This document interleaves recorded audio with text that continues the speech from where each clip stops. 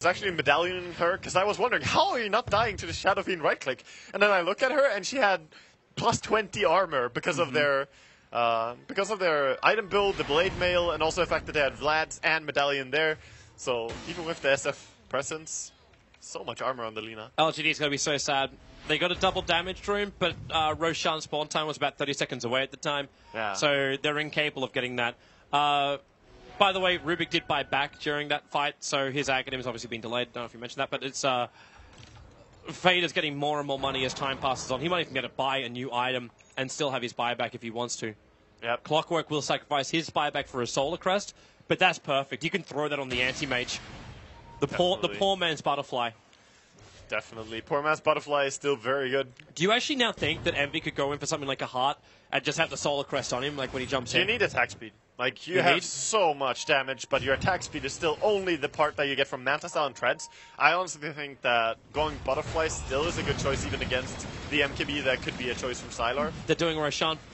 But this, like, Envy's just going to go up. Yep. He's attacking the tier 3 tower, and fortification will be used. The TP's are starting to come back. Roshan is dead. Aegis Immortal in the hands of Sylar. Xiaowei still bringing that cheese back again. The tier 3 tower, the Echo Slam. They catch out Bone 7. The Cogs drop as well as the Fiend's Grip. So you will be bringing down the Clockwork here, but your entire team returns to your base, and you do not find any other core but the Clockwork. That's an interesting trade, right? So they get the tier 3 tower top and they lose their Clockwork, but at the same time Roshan also died and they got the Aegis on LGD. So LGD pretty happy, but their top lane is now more exposed, and maybe Envy... Envy has a new item. It's a Monkey King bar. Oh. He bought a full Monkey King bar. He wants to be able to kill the Gyrocopter. Yep. Yeah. So you get MKB, Rapier, Manta, Battle Fury, BKB. So the only item now which he would change out would be Treads for BTs, and that's only if you feel. In fact, you probably even keep the Treads. So he BTs back to base and switches over. So he's got them for the fight. Yeah, you can change the Treads, and later on, at a very late stage, you can also change the Battle Fury into a fighting item, because you don't really need it to kill creeps later on if you do have good attack speed and damage items. Unless you turn this game into a split. Yeah, you're right. Once you get the Mjolnir, they'll still give you your push power and your damage. Yeah. That's true. He could also go into the Moonshard, of course, when he has plenty of gold. Very true. Because he needs that attack speed very desperately. You just consume it. That way you don't have to worry about it. You get your attack speed and you still get your BTs. I think everyone got happy when Moonshard was introduced as an item. They're like, yes, we can do something when we're gear capped. It actually makes Anti-Mage better than just, any late game hero. Because normally Anti-Mage, just tails off at 55. Yeah. Now he's got something. See how they can take this fight. Keep your eye on the Clockwork and how he initiates in this fight. It's extremely important. We've done this previously. So round 2 for LGD. The Fissure, Sylar close, they force off him in. Lacuna Blade, Sylar pulled so deep in, but remember, he's got the Satanic and he's using it, but how much life? You've actually got another jump. It was the Clockwork keeping the rest of LGD out, but maybe hitting Fader into the grave. Sylar finally brought down by the Fable of Misery, but the Aegis Immortal will bring him back to the world of the living, and they continue to fight. Fire back in from the Lina. In comes Eternal Levy. The damage on Sylar. How much work can he do? He even got mini bashes. They bring him back maybe as well. A mini bash on him. He's so low, the mana void. He's got full mana, so it won't work, but they get the kill. The SF's down for the count. Echo Slam. Jump in from Yao. The double stuns. Big Daddy. So low. Fader as well. The blade mail. Try and turn the damage. Now Envy. Turn into a chicken. Zhao Wei getting stunned up. Fader from the low ground. Doing the work. Now they move over to Sylar. On the run out of here. They're burning his mana. They have another stun. No, the Life Striker rate's going to miss. Eternal Envy can jump. Mana void is available. They may just need it to actually control him for a moment. Blink in 1 second time. Is he going to find him? Yeah, he jumps the wrong way. He's running down, not up. Yeah, but that's amazing, though. What a fight. Can I just call out what an MVP Misery was in that fight? He played so good. He shut in the enemy in his base, shut out 4 enemy heroes so that they could not come in and help with that first Fissure. And then later on in the fight, a Fissure that's done 4 heroes as well, allowing Misery or Envy to just hit everyone. Where are you going, Envy? Beautiful. Does he have damage? He does. There's backdoor. Okay, yes. The answer is yes. He can battle the backdoor regeneration. He'll take a range Rax and then blink away.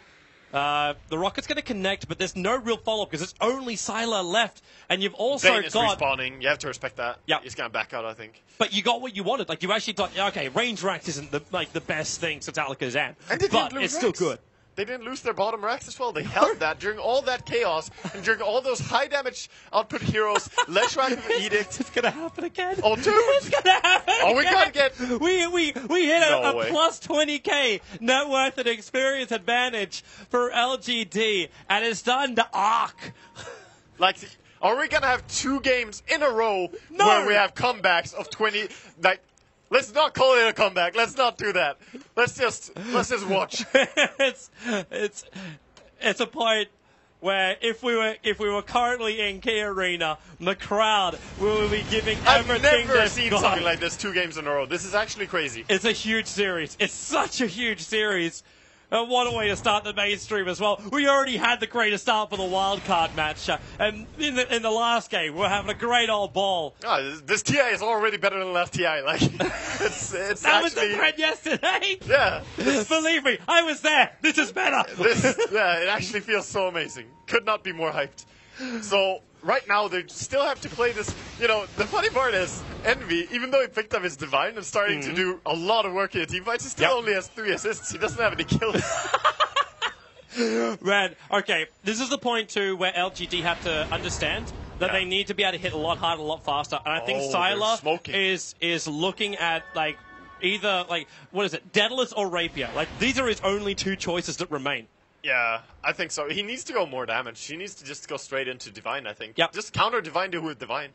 So it's probably the only thing you can do, because They're imagine what smoke-ganging the Ruben's going barracks. to do when you've got a Rapier over that Envy. Oh, he's got a double damage rune. And they're He's actually going to smoke-ganging come in. barracks. They're actually going to come in. There's fortification available here for LGD, and with them all together, they're going to beat through and backdoor the racks. The fortification comes, but this opens up for future opportunities. away. Oh, he's just over that. It's the Fissure. It stops Bone 7. Yeah, they caught Bone 7. Maybe they can catch up. They have a lot of stuff He's like got 4 4 staff. stuff. Echo Slam. Might have wanted to wait till the creep wave was there. There's no Fissure available with Rockets. Bone 7's dead. He's the sacrifice. Yep. They forced out a glyph, traded for Bone 7. Yep, worth it. Look at the bottom lane. The creep wave is pushing in so heavily. This is the C9 advantage lane, and LGD have to come back to defend this. Either that, or you're going for a GG push. Yeah. But if you do that, Animage's going to buy BTs and go into your own base and take your tier 4 towers, or potentially just your mid-racks. Yeah, this is such a hard game to close out for LGD. I mean, it's still 13-35, and they've had such a big advantage the entire game. 57 minutes into the game, C9 are holding on and outplaying them over and over with less resources. When Envy's that far forward, I always get concerned. Xiaowei could just force up into that side device. Like, Leshrac's got so much money up his sleeve. Every single hero for LGD is doing work. Yeah. But the same thing can be said about Cloud9. Like, Pugna, like, even if it's just a Netherward, it's still helping him out. Oh, the heroes are coming together beautifully, especially the Rubik and Clockwork working together are having a massive impact in terms of controlling the fight, pushing, stunning, all of this. And even just the Solar Quest coming out as well from Clockwork. No, they, like, both the drafts are synergizing really well. However, C9 are able to play around LGD a little bit more. Is it time, Sylar? Is it time?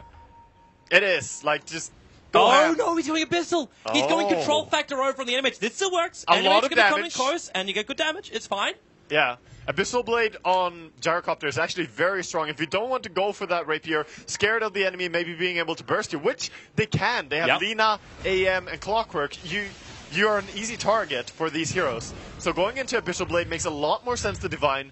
This is a smart choice by LGD and also brings a lot of damage still. Yes, it's a nice combo, but this will be his last item.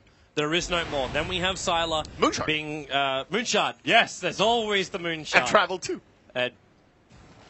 He's got BTs. Oh yeah, Travel 2. Travel 2. Yes. Okay. Then Two as in two. maybe there's some more things he could buy then. I'm 100% wrong. I'm sure he could buy some salves and go slash his way. Yes. What's he got? There's always space the for that. compendium achievement for healing. Salves don't work. 5k gold over on Eternal Envy. Now, is this the point where he starts looking at his Battle Fury? Yeah, it is. Like, it's the next item that you could possibly get rid of, because your BKB, you crucially need it in your fight. He has used it once this game, so it's not that you're going to need it a lot of times, but when you need it, you desperately need it. Man, I actually have such a long duration battlefield. You got 9 seconds when we're hitting the hour mark again in this game. Like, it's almost unheard of for a BKB, unless it's brand new. I think moonsharding it up first, and then going into travels, and then switching the Battle Fury is possibly the build. We're almost at a point too where maybe might consider building into a Satanic of his own. Yeah, because he's got 5,600 gold and a Blink Dagger. I'm looking for that's the only item he would sacrifice out of what he's got. That is true. Even the 5-second BKB is still going to be worth it. God, it's truly AM up against these two extremely strong carries in the fact of Gyro and Shadow Fiend. They hit extremely hard, but Anti-Mage plays around them, and he has the Divine. He's the man with the golden sword. Look at the money on the track. He's actually got an ultimate orb as well. This could turn in to being something like a Lincoln Sphere and just protecting else. Oh, Bone 7. They catch him out. The Hex from Xiaowei, the stuns and the damage. Just so good. I actually think Bone 7's the only real man to die in the last 20 minutes for Cloud9. Yeah. I say real man, like not like that. Are you saying that No Tail doesn't count, or just because he's currently halfway to the Melk Award? Yeah, but he achieved that in like the first 15 minutes, so he's been actually playing very safe later on. It's just so dangerous. I like the timing for this. Roshan's up in 20 seconds time. You just lost Clockwork. That's your scat ability of Roshan. I don't even know which Rosh this is. There's been so many already. We've already had 2 cheeses. Yeah, so it's 5th? I think it has to be 5th. Yeah. I'm waiting for a nod from like Scriff. Scriff is just giving us the... Scriff doesn't know.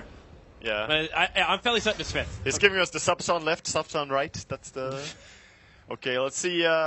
Roche up, and Sylar is actually checking it now. He has 5.8k gold, so he has the surplus enough to buy his Abyssal Blade. Yep. I wonder if they just give the Aegis to Leshak here. They pretty much have to. It would make sense. He's got the slot. On maybe... I'll give it to, just leave it on one of the supports. Like, Mama, yeah, maybe. Actually, they gave it. Wait, what did he dropped the Monkey King bar to have the Aegis the Immortal. What? Okay. And now he'll buy up. Well, then you would want to Divine Blade. more than Abyssal. if you drop the MKB, you want to Divine more than Abyssal, I think. Because now his damage is still the same as when he had the MKB. Yep. It's lackluster at this point. Maybe we got to look at this from a different angle. Where LG is like, okay, if we're going to go high ground, we need a sponge. Yeah.